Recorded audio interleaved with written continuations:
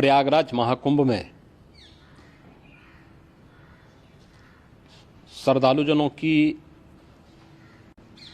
भारी भीड़ है। लगभग 8 से 10 करोड़ श्रद्धालु इस समय प्रयागराज के अंदर मौजूद है। कल भी 5.5 करोड़ श्रद्धालुजनों ने महाकुंभ का स्नान किया था।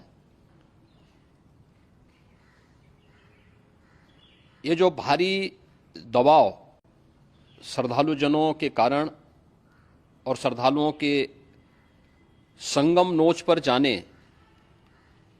के कारण वहां पर एक बना हुआ है, लेकिन पूरा प्रशासन मौके पे वहां मौजूद है। रात्रि को 1 से 2 बजे के बीच में अखाड़ा मार्ग पर, जहां पे अखाड़ों के अमृत स्नान के दृश्य से बैरिकेड्स भी किए गए थे, तो बैरिकेड्स को फांद करके आने में कुछ श्रद्धालु गंभीर रूप से घायल हुए हैं। उन्हें तत्काल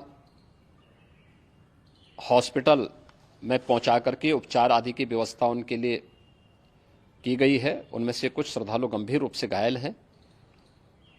लगातार प्रशासन स्थानीय स्तर पर श्रद्धालुओं की सकुशल स्नान कराने के दृष्टि से रात्रि को कल सायंकाल 6:30-7 बजे से ही मौनी अमावस्या का मुहूर्त प्रारंभ होने के बाद से ही लगातार लगा हुआ है। प्रयागराज में महाकुंभ में श्रद्धालुजनों के सकुशल स्नान करने,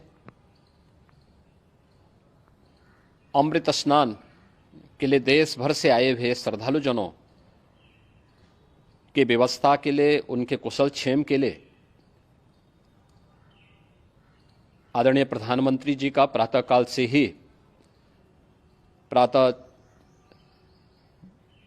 से ही उनके लगभग 4 बार प्रधानमंत्री जी ने हालचाल लिया है। माननीय गृह मंत्री जी ने, माननीय राष्ट्रीय अध्यक्ष भारतीय जनता पार्टी श्री जेपी नड्डा जी ने,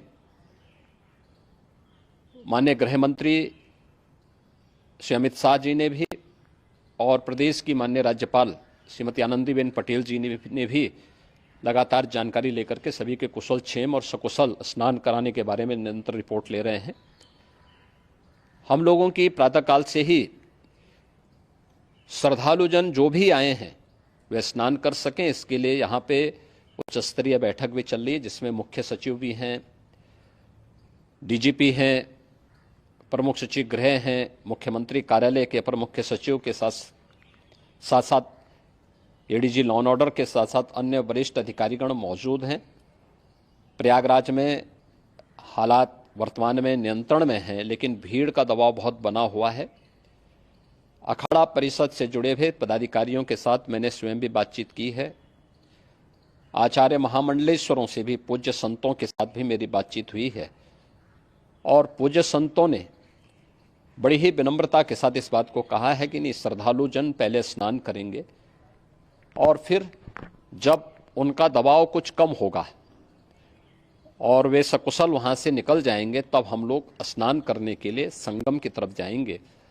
अभी पहले श्रद्धालुजनों को, चूंकि देश भर से आए हैं, तो इसके लिए उन्हें सभी अखाड़े इसके लिए सहमत हैं और सभी लोग इस व्यवस्था के साथ जुड़े हुए हैं। लगातार इस दिशा में हम लोगों का प्रयास है कि जो अब तक प्रातःकाल से ही आपने देखा होगा, कल मैंने बताया कि कल लगभग 5.5 करोड़ श्रद्धालु कल महाकुंभ का स्नान किए हैं, और आज प्रातःकाल तक लगभग 8:30 बजे तक 3 करोड़ से अधिक श्रद्धालु स्नान कर चुके हैं, और ये लगातार जारी है। लेकिन संगम नोच पर, अखाड़ा मार्ग पर, नागवासुकी मार्ग पर लगातार दबाव बना हुआ है, और वहां पर श्रद्धालुजनों की सुविधा के लिए भी